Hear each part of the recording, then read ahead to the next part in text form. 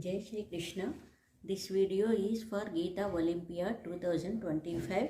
My name is Shobharani Darshi. I am now going to recite Bhagavad Gita chapter Shashtodhyayah.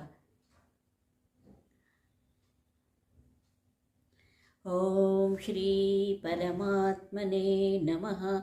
अथ षष्ठोऽध्यायः। श्रीभगवानुवाच अनाश्रितः कर्मफलं कार्यं कर्म करोति यः स सन्न्यासी च योगी च न निरग्निर्न चाक्रियः। यं सन्न्यासमिति प्राहुर्योगं तं विद्धि पाण्डव। न ह्यसन्न्यस्तसङ्कल्पो योगी भवति कश्चन। आरुरुक्षोर्मुनेर्योगं कर्म कारणमुच्यते।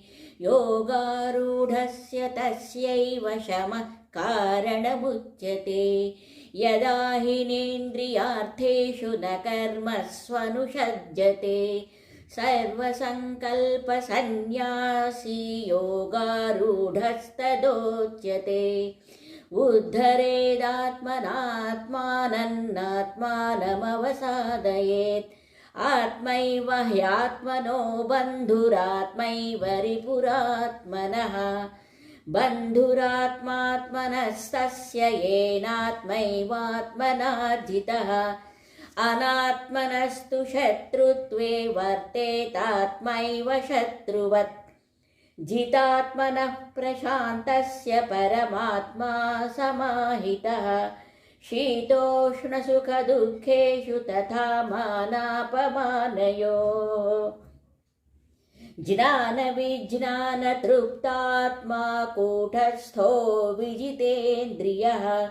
युक्त इत्युच्यते योगी समलोष्टाश्मकाञ्चनः। सुहृन्मित्रार्युदासीनमध्यस्थद्वेष्य बन्धुषु। साधुष्वपि च पापेषु समबुद्धिर्विशिष्यते। योगी युञ्जीत सततमात्मानं रहसि स्थितः। एकाकीयत चित्तात्मा निराशीरपरिग्रहः। शुचौ देशे प्रतिष्ठाप्य स्थिरमासनमात्मनः। नात्युच्छ्रितं नातिनीचं चैलाजिनकुशोत्तरम्।